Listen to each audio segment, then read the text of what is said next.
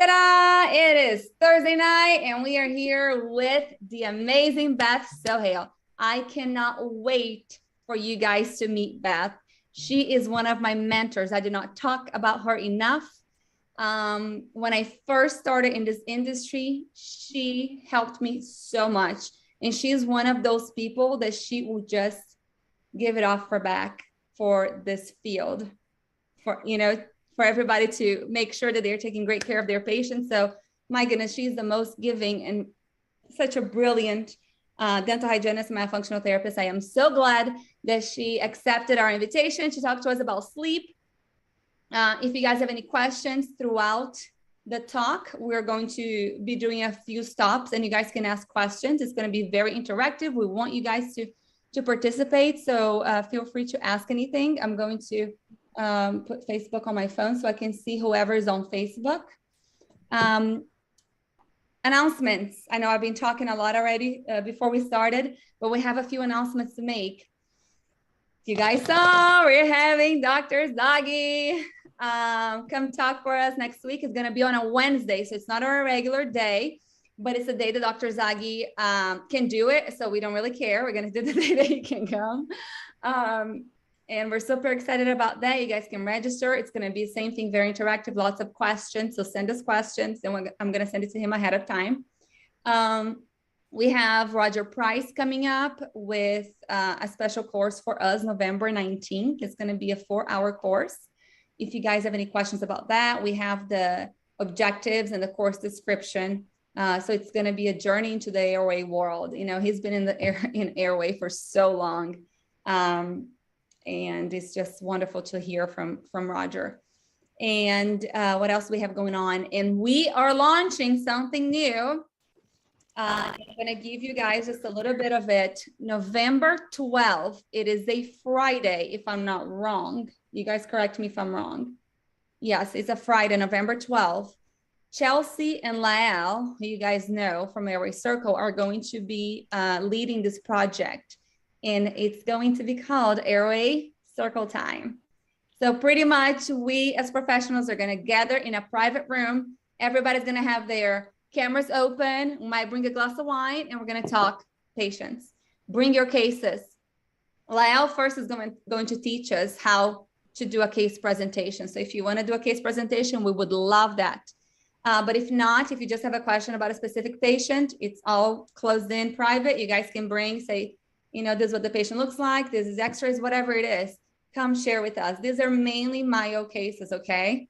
But anyways, it's going to be mainly a myofunctional therapy circle time. So it's going to be once a month, members only. So if you're not a member, please join our membership. This is going to be, and that's why I was talking to you guys offline, why I'm going to start opening a few things with Clubhouse and Zooms. You guys are going to see couple more things happening, but anyways, so Airway Circle time, cannot wait. November 12th, put that down in your calendars. I think it's going to be at 6 p.m. Eastern Standard Time. It's an hour, but also very fun, very interactive.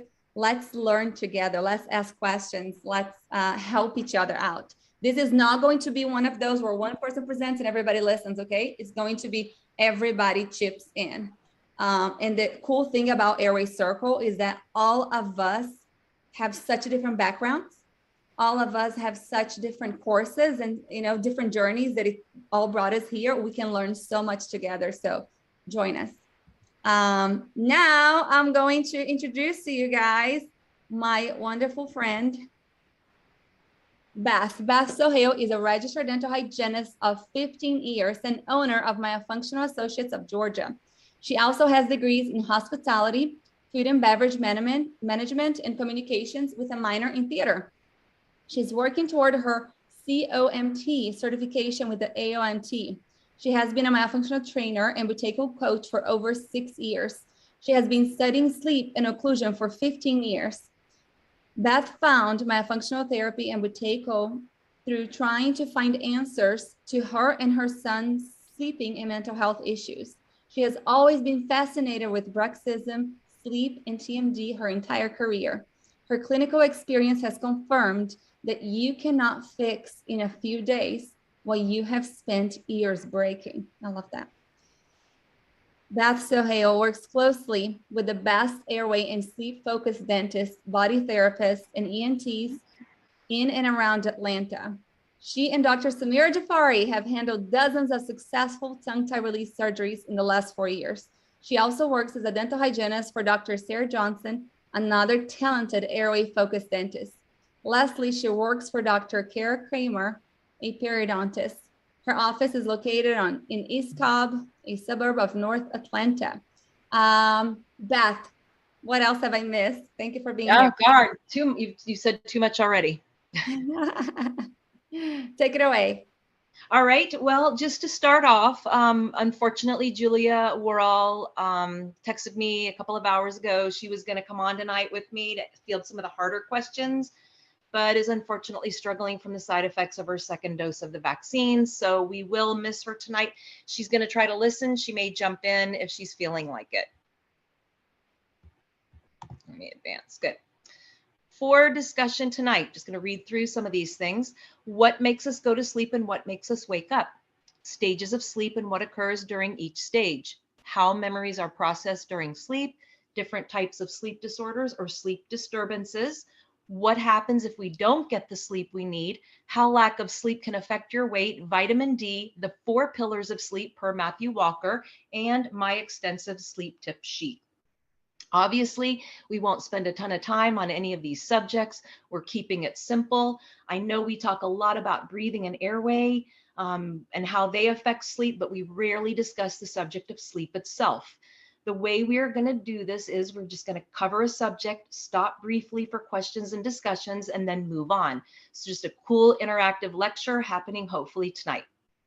I tend to talk a little fast, so tell me to slow down. And since this is my first time doing a sleep physiology lecture, I may be a little bit reedy. My apologies, but the information is great. And it's a subject we don't talk about much in our airway world. So I'm just an RDH who can't get enough of sleep and airway. I'm a junkie. I've just read every textbook, everything online I can find, anything. So what you're going to see here tonight is just a collection of my knowledge of studying sleep for about 15 years. So thank you to Renata for asking me to come on and share some of my knowledge. Also, thank you to Renata for being the master of ceremonies on Airway Circle, which is like a fantastic book that I just can't put down. And I just need to thank 3 people very quickly. Thank you to Dr. Jafari, who I've been working with closely for about 4 or 5 years. She sends me the most incredible puzzling patients. I learn from each and every person, and what a pleasure and honor to get to assist her with my adult tongue tie releases, the surgeries themselves, which is absolutely my favorite thing to do. Thank you to Dr. Sarah Johnson, who is my incredible airway-focused general dentist, and she is my employer. She allows me to talk all about sleep, airway, and tongue tie all day long. I had lost a lot of my passion for dentistry, so thank you for giving some of that back to me. One more thing, just wanted to mention my new soon-to-be associate, Cindy Archias, who will finally help me make the name of my business real, Myofunctional Associates of Georgia. Tonight's goal is that I hope I give you some new pearls if you've been in this a while, or if you are a beginner, I hope this helps you help your patients with some pieces of the puzzle.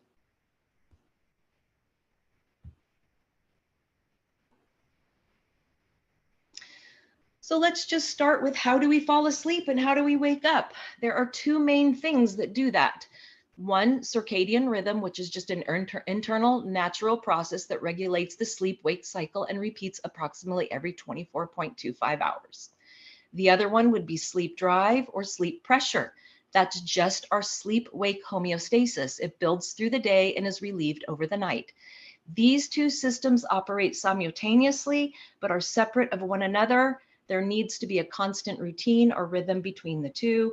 Over the next few slides, we'll be discussing these 2 things. So let's start out with the circadian rhythm and the hormones that participate in it. Melatonin secretion starts from the pineal gland around dusk. Secretion slows overnight and is withdrawn as light contacts the retina. At dawn, cortisol is released from the adrenal gland, which drives us to become alert and awake. Cortisol is considered one of the stress hormones and is known to participate in weight gain, high blood pressure, anxiety, among other things. So we don't want our cortisol to be released at times when it's not supposed to be. Circadian rhythm governs when sleep begins, but does not participate in sleep. Other parts of the brain and hormones drive sleep. How does melatonin know how to start and stop? The synthesis and release of melatonin is stimulated by darkness and inhibited by light. So basically, it's the hormonal expression of darkness. During daylight, the suprachiasmatic nucleus, the SCN, a small bundle of cells in the hypothalamus, stops melatonin production by sending inhibitory signals to the pineal gland. At night, the SCN is less active, which allows the signaling to the pineal gland to go ahead and produce the melatonin. So this little bundle of cells becomes more active during the day and less active at dusk and at night. The SCN is the central pacemaker of circadian timing. And light and dark from unnatural sources may also stimulate or inhibit the SCN. With every waking hour, there is a strengthening of the homeostatic sleep drive. Remember, we talked about the sleep drive. That's the sleep-wake homeostasis. This strengthening isn't directly measurable as a quantity, but it's believed that it is the result of the level of the brain activity during wakefulness. One hypothesis suggests that the buildup in the brain of adenosine, a byproduct of energy consumption by cells, promotes sleep drive.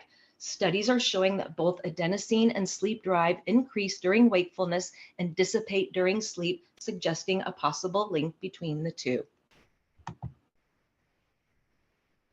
These graphs are a great visual of different sleep drive situations. On graph number 1, we see a normal sleep pressure rhythm.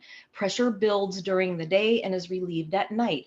But what if there were sleep disruptions and sleep disturbances all night? Sleep pressure would look like graph number 2. Sleep pressure is never relieved, so it stays high and builds even higher by the second night. That is what we consider awakened unrefreshed. That is what we consider daytime fatigue or sleep debt, which is lingering or undealt with sleep pressure. This leads to sleep deprivation when it becomes chronic. Notice graph 3, where a nap will affect pressure at night. It will reduce sleep pressure so that possibly there may be some sleep latency issues at bedtime. I have a client right now that we're working on titrating her off of naps. We have worked on sleep hygiene, breath re-education day and night. She wears a nasal strip 24/7, which is what I ask of some of my patients until they can get nasal surgeries done. And an offshoot, I have several patients that I keep in nasal strips 24/7 right now. That alone has changed their life. There can be an improvement by 5% in oxygen saturation day and night with nasal strips. All my patients get them at the assessment, and they get 2 sizes to take home to sleep in. Anyway, that's just my plug for nasal strips.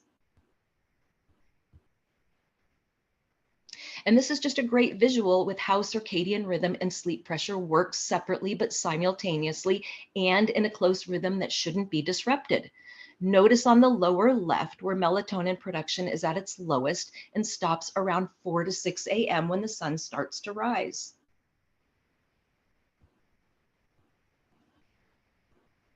Things that can affect circadian rhythm and sleep drive: unnatural light sources, technology, blue light screens, street lights, night lights. When street lamps were added into cities at the turn of the century, light poured into homes at night. Studies now prove that outside light at night affects sleep onset and quality of sleep. Pregnancy and infancy, kids, school, sports routines, caring for sick or elderly persons, living for other people. We know that taking care of others and keeping somebody else's schedule will affect your own circadian rhythm. How did life change after your first baby? What an adjustment, right? Lack of real sunlight. We know AM and PM sunlight is good for vitamin D production and circadian rhythm. There are real such things known as early birds and night owls. Then, of course, lack of routine, especially at bedtime. Routine is really and truly just conditioning your body to go to bed at night. menopause, hormonal issues, health, mental health disorders, health conditions, chronic napping, shift work, and medications all affect circadian rhythm and sleep drive. So this is a good place to stop right now.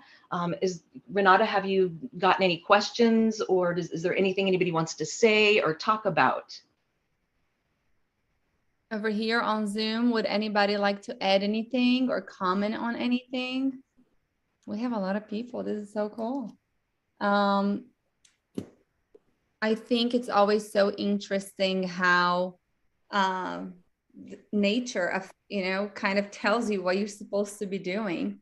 I always tell all my patients that if you watch the sunset, that will help you fall asleep, because the orange and the red hues of the sunset will kickstart your melatonin production. And in the morning, if you notice in the morning, it's a little bit more green and blues. And that's the same thing, the blue light, it will stop melatonin production. Good stuff, Beth. I know she is incredible.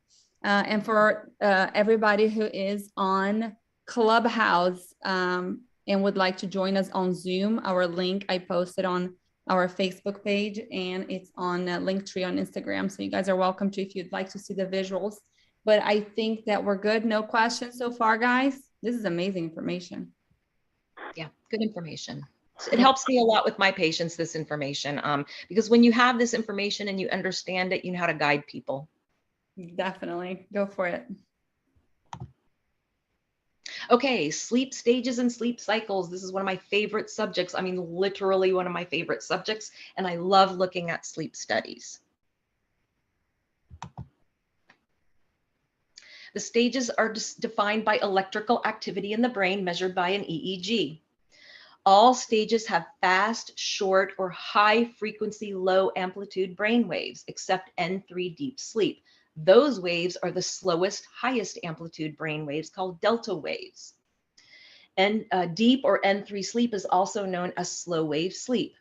So also too, notice N2 stage sleep, the sleep spindles and the K complex waves. We'll talk about those a few times because they're actually very important.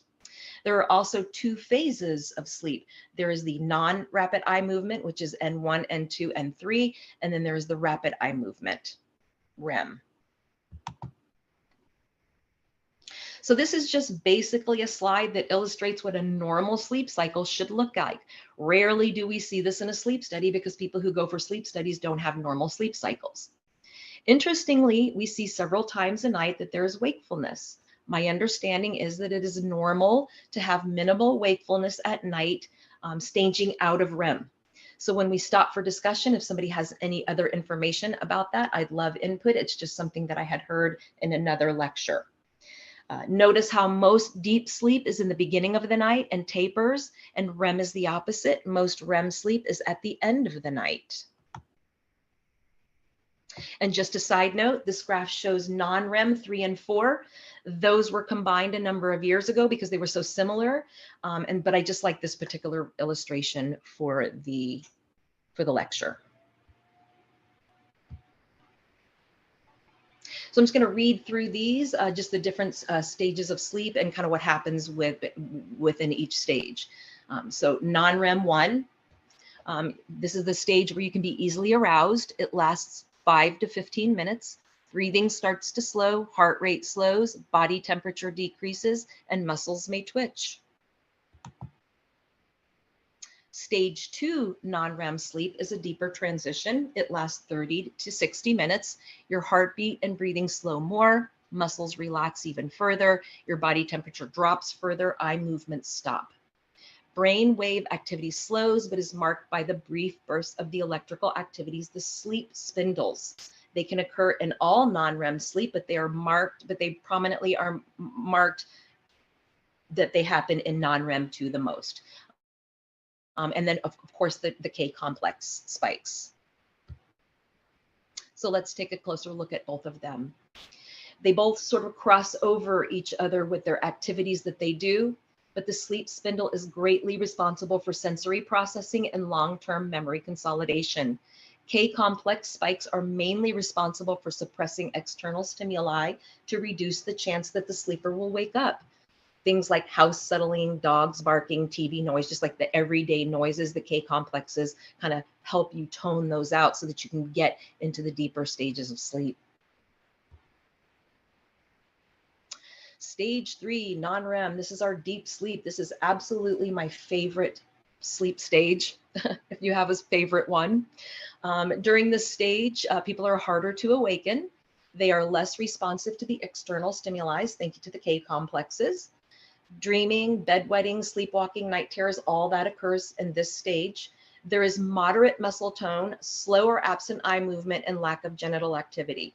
Now, 95% of human growth hormone is secreted at this time. This is the stage that when many kids start going through expansion or the physiological effects of the myo starting to kick in, there will be a profound growth spurt. I know Dr. Jafari sees this frequently when she is expanding, and I'm sure others do too. I just know her cases specifically. This is also the stage when your muscles repair themselves, and this is the slow wave sleep, the delta waves. This stage lasts approximately 20 minutes, with most occurring in the first half of the night. Stage 3 non-REM is also when the lymphatic system engages and cleans the brain. A couple of years ago, we started seeing a lot of articles about this, and that's because it was discovered during Alzheimer's research within the last 15 years or so. This is when waves of cerebrospinal fluid enter the brain. Some of that happens actually during the day, but most of it is at night during this stage of sleep. The interstitial spaces of the brain are where waste exchange occurs, cleansing the brain of beta amyloids and toxins that cause hypoxic damage due to oxygen desaturation, which we know that is a huge player in sleep disordered breathing. And shippymd.com has some great information on how to improve your lymphatic system. Some of those recommendations are cranial sacral therapy to open up the pathways for better flow, great sleep hygiene, and of course, elimination of sleep disordered breathing and other sleep disturbances. So we really need to stay in N3 long enough for these amazing things to occur. So the last stage, rapid eye movement stage, it occurs approximately 90 minutes after onset of sleep. That's important. 15 to 60 minutes is the time that it lasts for, and the stages get longer as the night progresses. Increased breathing happens during that time, increased heart rate, increased O2 consumption by the brain. The body becomes relaxed or paralyzed, except eye movement, respiration, and electrical brain activity. Most sleep apnea occurs in this stage due to easy collapse of the airway musculature. This stage is also called paradoxal sleep, meaning the brain is awake while the body is asleep. This is the stage where vivid dreams occur. And I don't really have much on dreams in this lecture, but they are pretty interesting. So just know this, if you are somebody who awakens at 3 a.m. and cannot go back to sleep, chances are that you're missing 50 to 70% of your REM sleep. Or if you're somebody who struggles to go to sleep and you only sleep 4 to 6 hours a night or less, chances are you're missing significant amounts of deeper REM sleep. And we'll talk about how that affects memory consolidation during sleep a little bit later. So what questions at this time? I just want to stop and ask if there's any comments or questions, or if anybody has anything that they want to say. So we do have one question from Facebook. Let me make sure there's nothing on here on Clubhouse. We're good. On Facebook, we have a great question by Joanne. What is her recommendation on personal tools such as watches or something like the Oura Ring to track sleep? What should we be looking for that these tools measure? What does she recommend? Okay, so yes, I love them and I wish they would become more widely used. There's also a couple of other kind of cool rings out there that are a little bit more advanced than the Oura Ring. They are the sleep image ring, and I think there's something called the Night Owl. And as a matter of fact, would love at the end of this presentation for us to have more of a discussion on that. So when you're looking at sleep studies, it's really interesting because you want to kind of put everything in line, and you want to look at what the brain electrical activity is, and then you want to look at what the breathing is, and then you want to look at what, like the heart rate is, so you can kind of see patterns. As far as reading sleep studies, I'm not a professional, but definitely these things, it's not even something that I really have to answer, because these things are going to automatically tell you how much deep sleep that you're getting and how much REM sleep that you're getting. So yes, great sources of information, these, and I hope that they become more widely used, and I ask my patients to use them. Awesome. I do have another question here about, we always ask parents to, and another question just came in, but we ask parents to record their kids asleep. Do you have a time that you think it's usually recommended, how soon after they fell asleep, that we would like parents to record the kids to send it to us? And if there's a difference, if a child wakes up a lot on the first part of their sleep versus a child that wakes up a lot at the end of their sleep. And I know I'm asking you a lot of kids questions. Yeah. So yes, I would say for me, nobody's ever asked me that question before. That's interesting, but I would say, just off the cuff, I would probably start about 90 minutes into the sleep, so that you know that they've gone through that first transition, and also around 90 minutes in is when they're gonna start going into REM sleep. That's when they should start going into it. And I'm not really sure about kids. I can mostly talk for adults. But that's probably when I would want. And yes, I think that if a child gets more sleep at the beginning of the night, that yes, it's going to have a better effect on REM sleep. And if they get better sleep at the end of the night, it's going to have better, or vice versa. But yes, I believe that yes, if it's more at the beginning of the night, then it's going to be psychologically effective for how much REM and deep sleep they're getting. And same thing with the end of the night, right?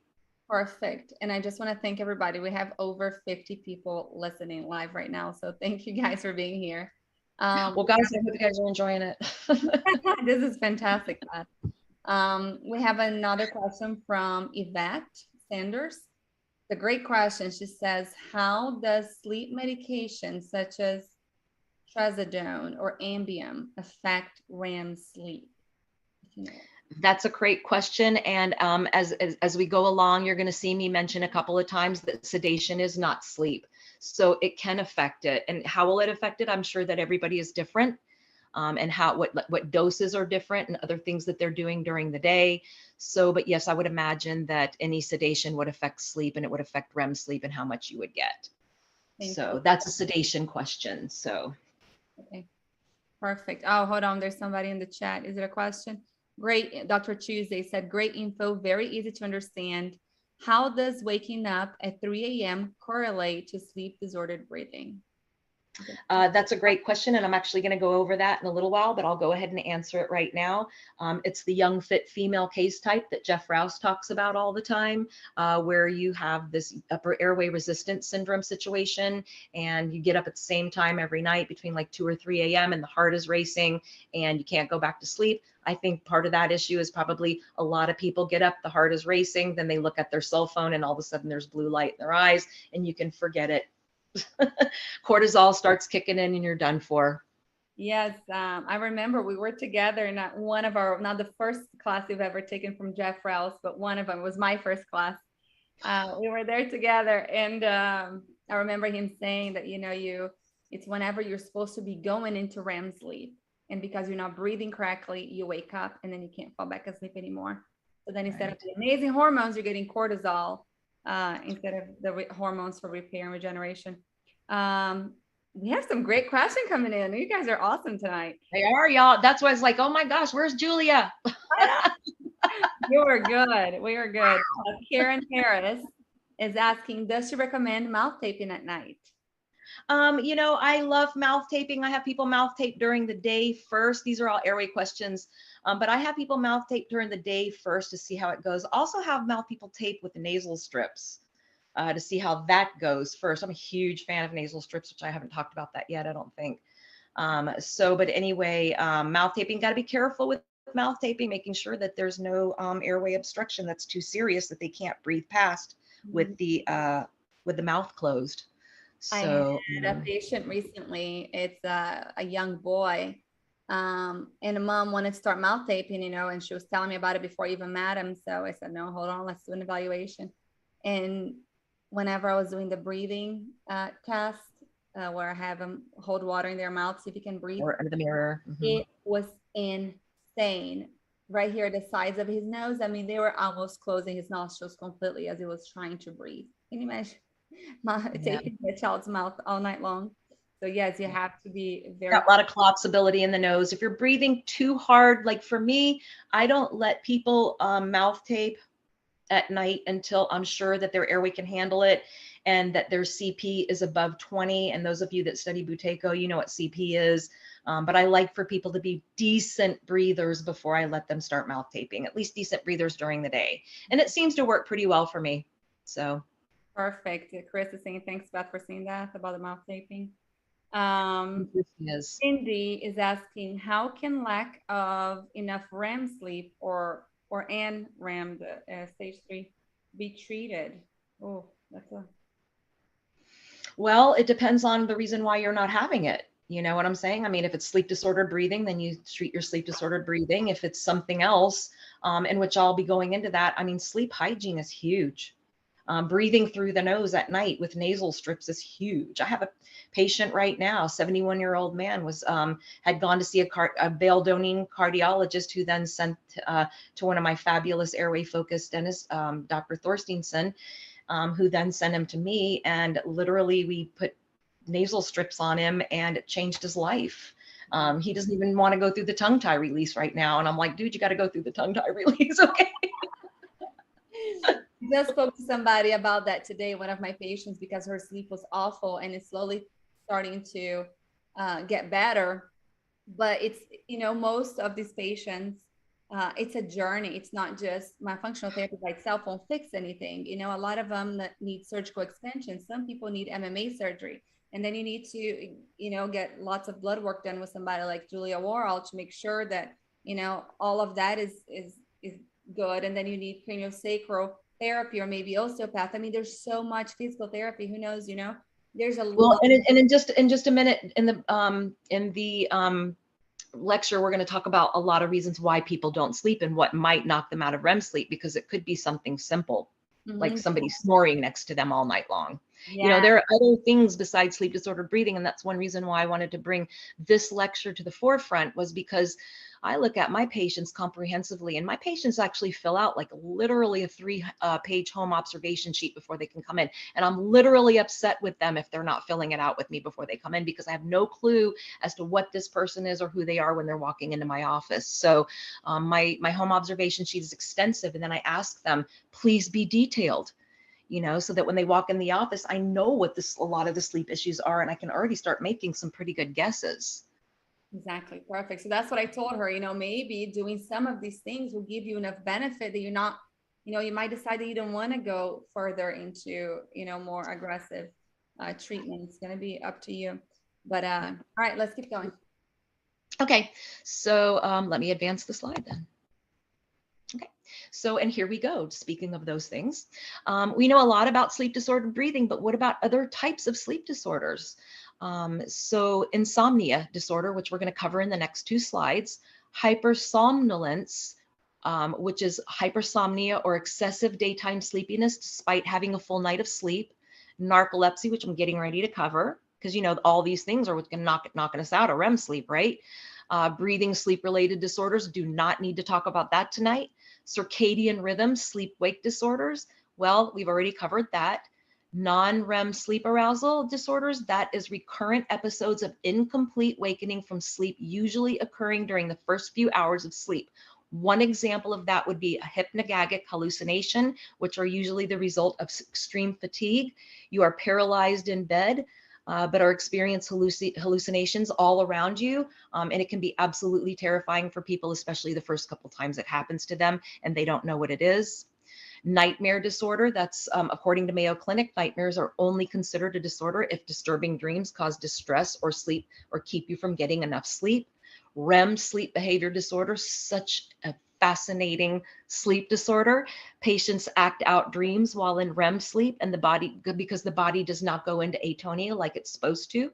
These actions can be violent and scary. I had a patient one time that was sent to me. I only did his assessment. I never got any further than that, but he described himself as getting as being wake up at the end of his bed, trying to strangle his bed sheets. And one of the reasons why he came to me was because he was worried that he was going to hurt his girlfriend one night. So pretty interesting case.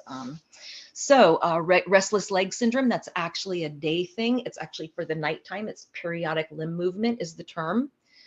Periodic limb movements will knock you out of deep sleep all night long, and it will also knock your bed partner out of deep sleep as well. Substance abuse and medication-induced sleep disorder, that's self-explanatory. So insomnia, this is just the generic term for any illness that causes difficulty falling asleep and staying asleep. The rule is if you cannot go to sleep in 20 minutes, to get up, walk around, meditate, read a book, but avoid the blue light that Renata was talking about, and avoid bright lights. This is a very common type of illness and is related to psychological stressors, poor sleeping environments, irregular sleeping schedule, excessive mental, physical, or chemical stimulation. There are two types of insomnia. The first one would be sleep onset. That's when the cortisol levels spike at bedtime when they should plummet, and adrenaline may also be released at that time. Sleep onset causes would be prolonged light exposure, which delays melatonin secretion and contributes to cortisol secretion. The body feeling fight or flight, which is vagal nerve issues or breath pattern issues. Mental health problems and fear of going to sleep. And I've had patients who have suffered horrific abuse in the middle of the night and are afraid to go to sleep even as adults. And then chemical stimulation, illegal or can be even ADHD medications. Okay, so the next one would be sleep maintenance, the other type. The cortisol levels spike in the middle of the night, which is an inappropriate time for cortisol levels to spike. And adrenaline may also be released. So the causes for sleep maintenance insomnia might be pain. Pain will knock you out of deep sleep all night long. UARS, which is the young, again, what we talked about earlier, the young fit female case type that Jeff Rouse talks about, where the person wakens at 2 to 3 o'clock in the morning and can't go back to sleep. The heart rate is up, cortisol releases, you're done for the night. You might as well just go look at your cell phone because that's what you wanted to do anyway. The fact is that cortisol levels begin to slowly rise 3 to 4 hours after sleep onset, and they should be at their lowest between midnight and 4 a.m. But if you're awakening at 2 to 3 a.m., that's it. So for both of these, cognitive behavioral therapy and sleep hygiene. Sleep hygiene is huge, I'm telling you right now. Other things that can cause issues with sleep maintenance would be alcohol or marijuana. They're both sedation. When sedation wears off, people tend to wake up, they're wide awake. Sudden light exposure, someone comes in and flips a light switch on, causing cortisol to secrete and inhibiting melatonin. I have a comment, and they said there are connections between the two, dopamine. What are you talking about? And I'm not sure. Can insomnia? Oh, I'm responding. Sorry, I'm responding to Chris's question about restless leg syndrome related to Parkinson's. Thank you. So Chris said restless leg syndrome. Can that be a precursor to Parkinson's? And then Anne said there are connections between the two. I'm sure that there are. You know, why wouldn't there be?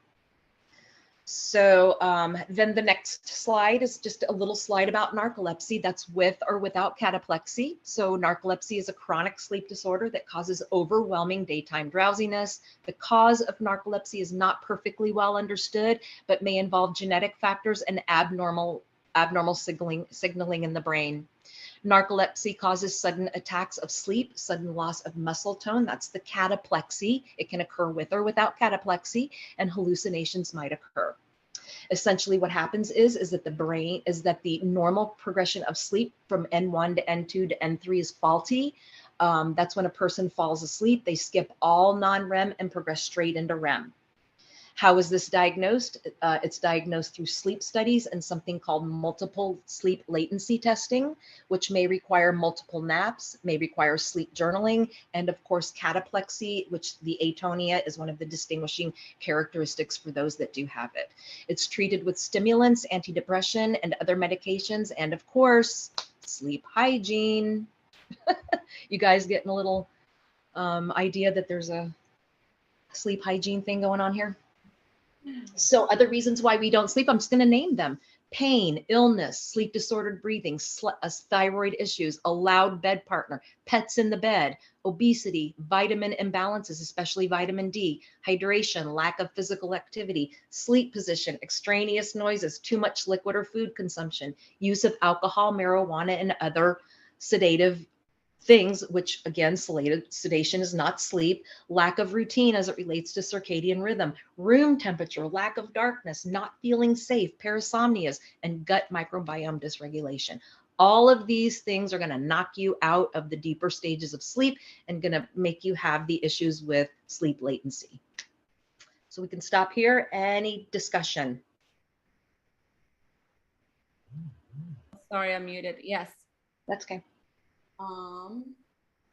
And I can't answer all questions. You know, this is the Sleep 101. So my apologies. You know, this is my knowledge of what I talk to my patients about. So I'll try to answer things the best that I can. Anne asks, can insomnia also be related to a hormonal imbalance? Absolutely. That I can answer. Yes. Hormones play a huge issue, especially as you're growing older. Is pain felt more acutely at night during REM sleep?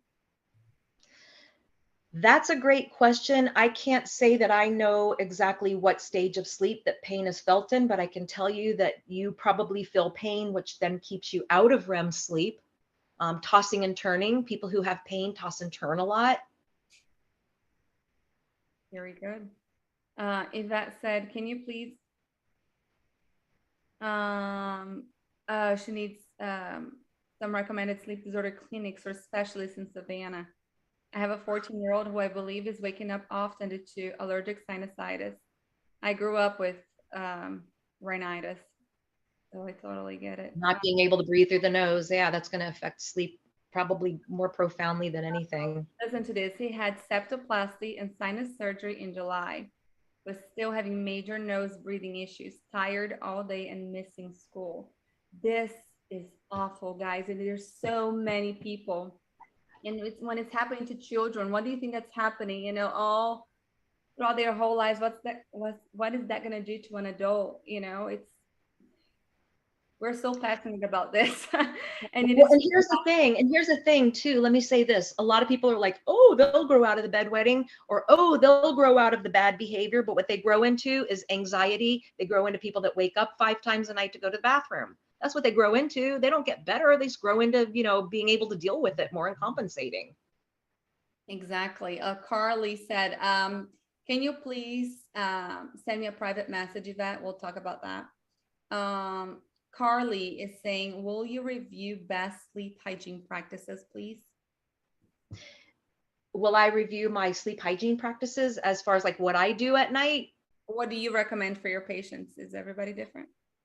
Yeah, everybody's different. Absolutely. Just like the lady that I'm titrating off the naps, you know, she's got to do different stuff than the lady who has trauma from her childhood in the middle of the night.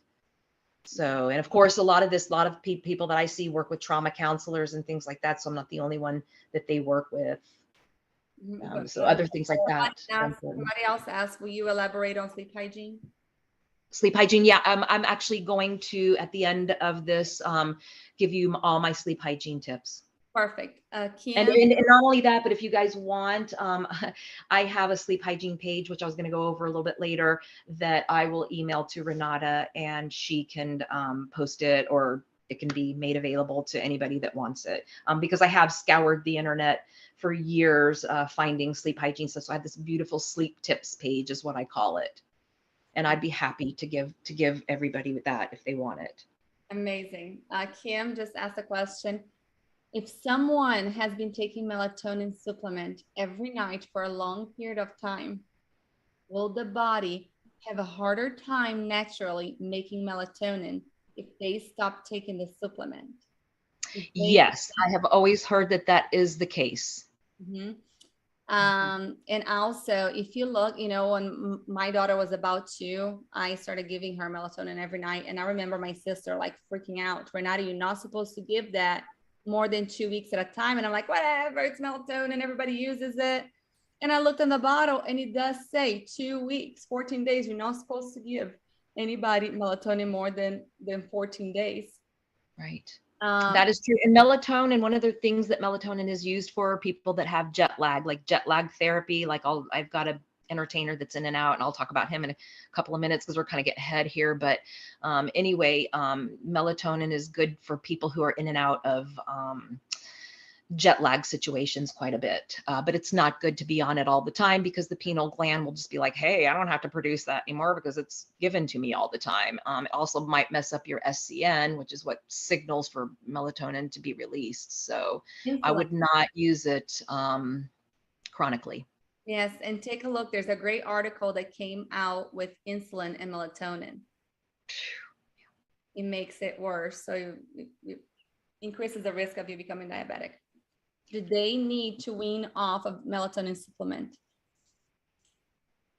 I would say yes. I would say if you can, and I would say use proper sleep hygiene. I know I keep bringing up hygiene, but what a huge difference just sleep hygiene has made for some of my patients. So, and if let's move along so we can talk about those things, unless there's any more impending questions right now. No, we're good. Okay, fantastic. Okay, so memory processing during sleep. This is another one of my favorite subjects. Okay, so the two things that I want you to be most aware of are the little hippocampus right here, this little blue finger-like projection, and then the neocortex. That's just so you have a visual of what we're talking about. So let me just move on. So during the day, as we're awake, we receive new information into the brain, into the hippocampus. The hippocampus is like a short-term memory reservoir, a USB stick, so to speak. The hippocampus has limited capacity for the amount of information that can be stored before it needs to go through an emptying process. During sleep, this information is moved from the neocortex via electrical brain activities, and it is believed that the sleep spindles are the actual electrical brain activity, which indicates transfer of this information. So remember, sleep spindles happen mainly in N2, so N2 is super important for short-term memory. Wow. I know. Information arrives from the hippocampus to the neocortex via the electrical activity of the sleep spindles. The neocortex is like the hard drive. Thoughts and memories are consolidated, sorted, and filed. Simply put, defrag occurs every night unless the cycles of sleep are disrupted too much or too often. So if you can't get into your REM sleep, oh my gosh, you're not getting into stage 3. All these things are not happening. Lymphatic system's not kicking in. All things are happening there. So lastly, the sleep 101, memory processing and REM.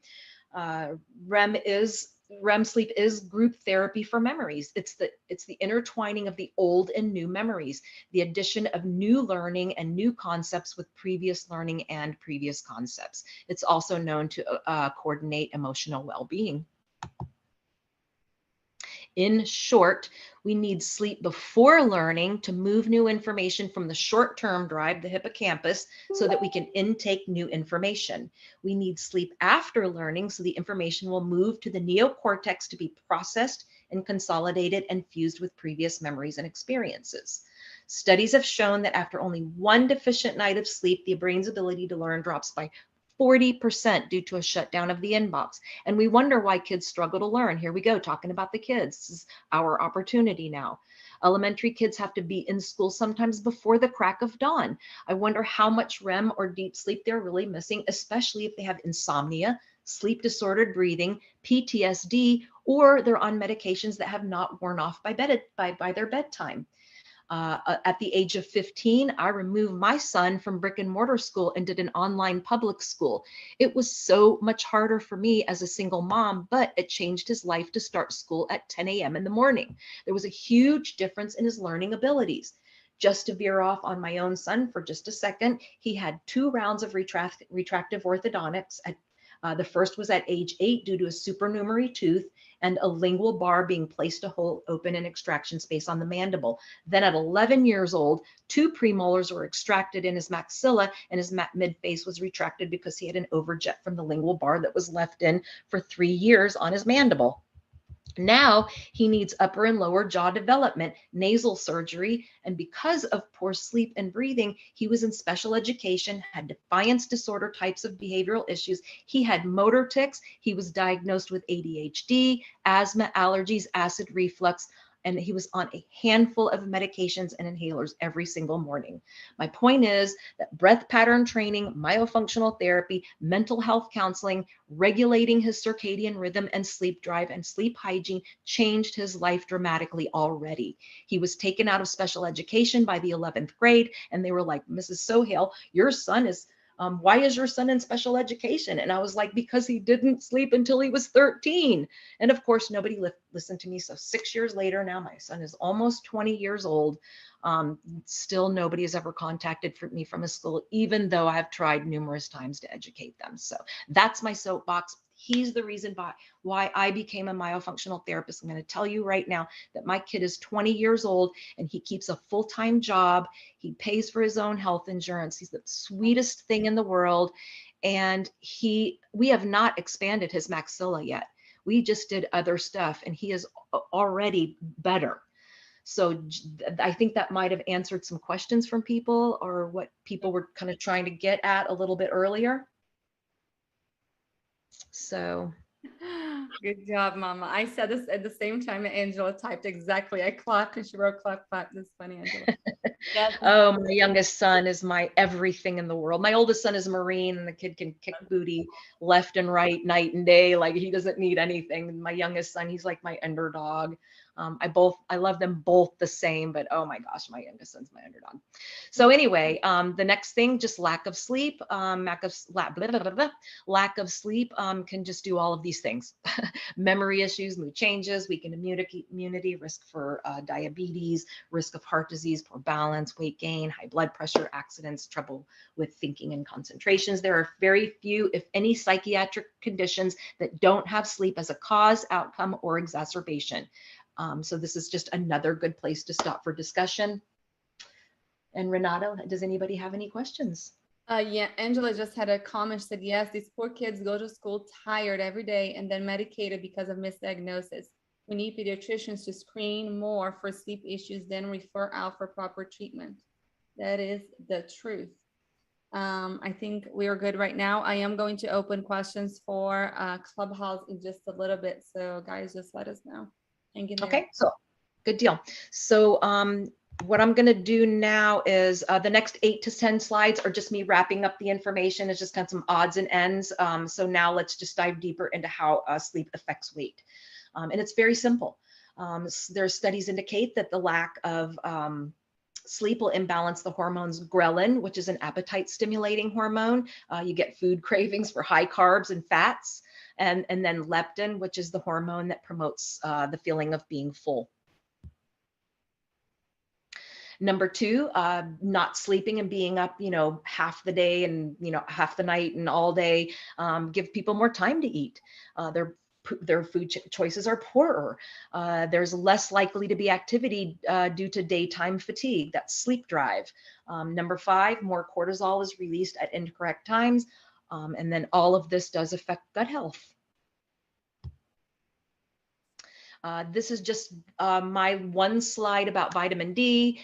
Julia I was hoping she'd kind of come on and give us a little bit more information about it because she just absolutely knows so much. But this is just per Stasha Gomanak.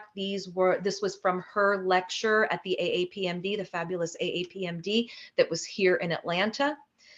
So D deficiency is linked to sleep apnea and insomnia and many other diseases. It is measured in the blood level. And it's supposedly, per Dr. Stasha Gomanak, stable levels are at 60 to 80 nanograms per milliliter. Per milliliter. Other doctors may recommend other things. D deficiency, let's see. Many people are way more deficient than they imagine. Dosage would depend on how chronic and how severe the deficiency is. Dosing should be done daily, not in large quantities or monthly. Don't use or recommend it if you are not willing to measure or keep up with the levels for your patients. Supplementation are D3 pills, sunlight, and vitamin B50. And the reason why you need the vitamin B50 complex is because vitamin D alters the gut microbiome, reducing vitamin D production. She says that ultrawellness.com is an online resource for test ordering for vitamin D levels at $39. You can contact them, or you can contract them through Quest, or you can just go to Dr. Gomanak's website. She has a sleep workbook with information and instructions, not too expensive. This man is fabulous. Thank you, Dr. Jafari, for recommending that I read this book. I'm only halfway through it.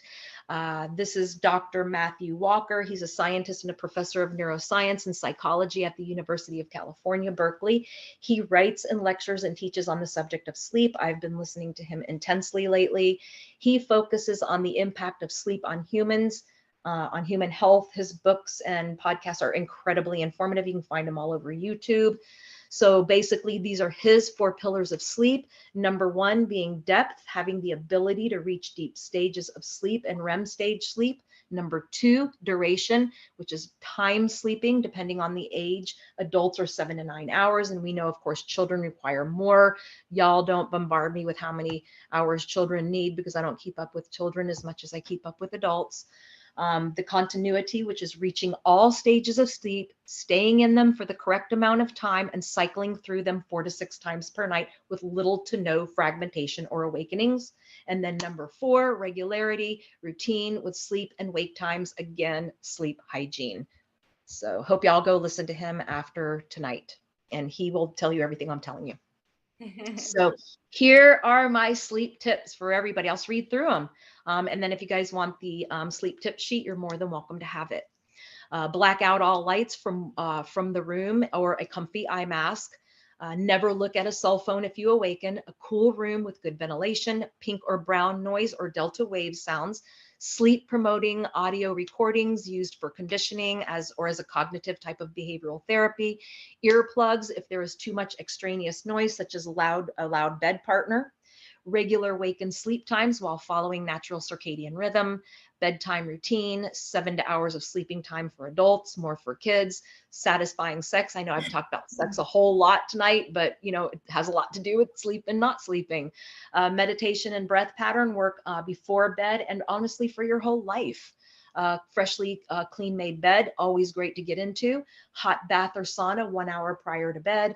Weight control with a healthy diet. Regular rigorous exercises, but not 2 to 3 hours prior to sleep. Daily exposure to sunlight, essential oils, correct body position, weighted blanket for some people, removal of body pain, continued use of the brain for learning and activities, staying hydrated.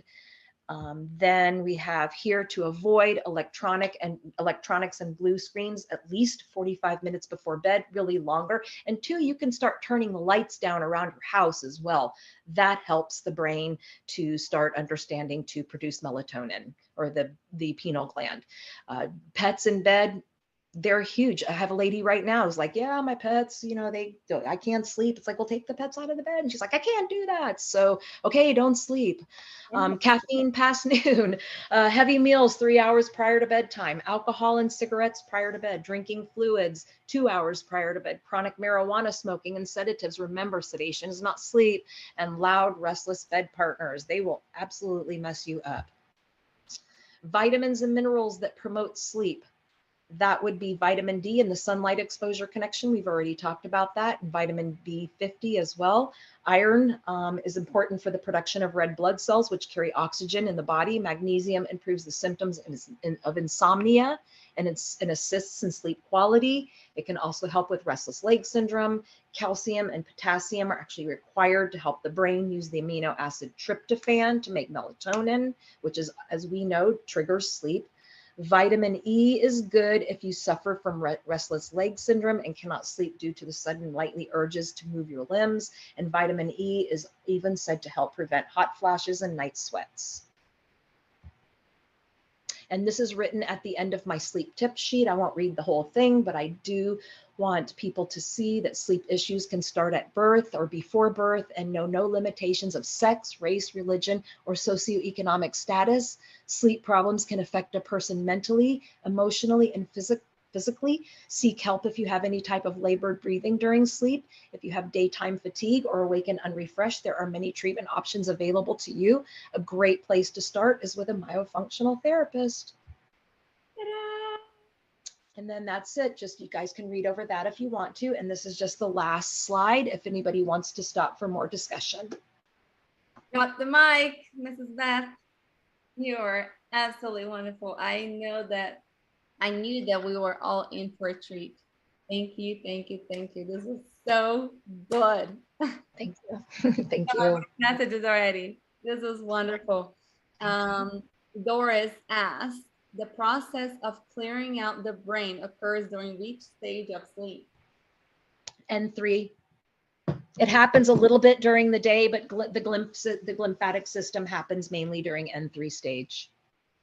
Perfect. That's the deep sleep. Somebody said, Yvette said, thank you for sharing your son's experience. I learned a lot. Yes, guys, let me see the little hearts on Facebook. Give us hearts if you like this. Give us hearts so the algorithm knows that this is a good lecture for us to spread the word. Yes. Anyone on Clubhouse has a question, Thank you, then Angela. raise your hand and I'll bring you to stage. Can you please get your, oh my gosh, look at how many hearts you're getting, Beth. Look at that. Thank you. Aw, thanks. I'll give y'all a heart back. How's this? Oh my gosh, you guys are awesome. Thank you. Can we please get your sleep tip sheet? Yes. Absolutely. And I will post for you guys. I'll probably, do you mind if I put it on a Absolutely. Whatever you want, whatever you want to do with it, you're more than welcome to it. Okay, awesome. Linda, for us, one book only. Okay. If you were to pick, I guess, one book only for sleep, I guess the one that you posted. You know, I couldn't just pick one only because there's so many different types of books about sleep, like Matthew Walker's book. That is fabulous. But also too, I recommend to my patients, as a matter of fact, Patrick McEwen should be giving me some royalties because every single patient, I make them buy Sleep with Buteyko. So I would say between Sleep with Buteyko and Matthew Walker's book would be the two that I would say to get, but also, you know, it just depends on what sleep issue you're having. You know, Felix Liao has got a phenomenal book, some phenomenal books out there, and just so many other people do too. Sharon Moore's got phenomenal book. I mean, everybody's got a great book. Dr. Jafari is saying, amazing, Beth. How lucky am I to get to work so closely with such an amazing friend and colleague? Thank you, Dr. Jafari. He said, so glad I got to make this one. Chris said, way to go, Beth. It was great.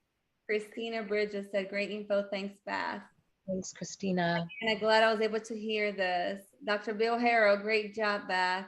Thanks, Dr. Harrell. I'm coming for you in Alabama. Y'all don't know this, but starting in a month or two, I'm going to be spending half my time in Alabama and half my time in Georgia. So I get to go hang out with Dr. Harrell. Hey, I'm so jealous. I know, girl, you got to come hang out with us. I know, I totally will. You know, I will. And you guys don't know this story either. Let me tell them this fun story right before we go. So the way that I met Renata was, yes, we sort of met at the Jeff Rouse thing, but it was so funny because we were sitting in the same row. And this was when Jeff Rouse only drew like 40 or 50 people. Remember how small that room was? Yep. Anyway, we were sitting there and like he was like lecturing and then she like kept saying stuff and I kept looking over and I'm like, who is this girl? Oh my God. Like nobody in Georgia talks about this. I've been a myofunctional therapist for 2 or 3 years already. And then, so we got out of the lecture and she's like walking down, she's like with a bunch of her friends. And I'm like, holy smokes. And I'm like running down the World Congress Center because this was at Hinman. And I was like, excuse me. And she was like, she looked at me like, what? And I was like, how do you know all that stuff? And then I was like, here's my phone number. Call me when you're ready. And then she did. And that was it. It was so cool. And here we are today. Yep. And here you are. Oh my gosh. No, I'm just a vessel to all of this. Dr. Bill said he cannot wait. Please do. I will come hang out with you guys. This has been a wonderful Thursday, guys. Thank you. Thank you so much for everybody that showed up. We had over 60 people tonight listening. Thank you. And Beth, I can't thank you enough for everything that you shared tonight. This was golden. Well, if you want another lecture, I can do one on the physiology of fascia, which is a phenomenal subject. And you guys want that? I also love my other favorite subject is the actual anatomy of the airway and all the stuff that can go wrong with it. Oh my gosh. Okay, you guys send us messages right here. Write down what you guys want to hear next from Beth. Both of them are amazing. Oh my goodness, I can't wait. And really quickly, just to let everybody know at the end, because some people weren't here in the beginning, November 12th, we have a new case series starting. It's going to be called Airway Circle Time. We're going to gather together and share cases and share patients in a private group. Really just a down to earth, safe place for us to ask each other questions about patients and help each other out. Learn together. Lael and Chelsea will be showing us how to present a case study. And if you guys would like to present case studies, you'll be able to do that during Circle Time. It's going to be once a month, part of our membership. So join us today if you haven't. And Sunday, until Sunday is the last, this is the last few days. Yeah, join. Oh my gosh, join Airway Circle, please. Dear Mama, we're giving away. Going, people. Right? It's such a no-brainer. You're getting a tumbler. And to the end of the week, if you sign up for the annual membership, you get an Airway Circle cup and you get a book, Dear Mama, from Dr. Catherine Murphy. Great presentation. Big thanks. Angela said, love seeing you and hearing your voice again. Thank you for sharing your knowledge with us. Always great. Let's say there's somebody listening right now that wants to be seen by you, Beth. What do they have to do? Just contact me, myofunctionalassociatesofgeorgia.com, Beth Sohail at myofunctionalassociatesofgeorgia.llc.com. Perfect. All righty, guys. It has Find me on Facebook. Yep. Thank you, Renata. Had a great time. Thank you so much. This was so much fun. And where, Joanne, what time is the study group on November 12th? 6 p.m. Eastern Standard Time, I'm pretty sure. We will put that information out there very soon to tell you guys a little bit more info about it. November 19th, we have Roger Price with his own course. You guys can sign up for that on our website. And if you're a member, go ahead and go to our website. There's a page that says courses. There's a lot of courses over there already that you can take as a member. Lots of good stuff. But yes, you're so welcome. So excited. This was wonderful. Thank you so much. We will see you guys next week with 2 incredible speakers. You guys, I think know one of them starts with a Z. We will see you guys on Wednesday with Dr. Zaghi, but we do have Dr. John Kamisi, who's in our board, on Tuesday on Clubhouse. So thank you guys so much. Beth, I love you. I know this is not the last. We're going to be seeing of each other. So let's schedule our next one. Sure. All right. Bye, guys. Have a wonderful night.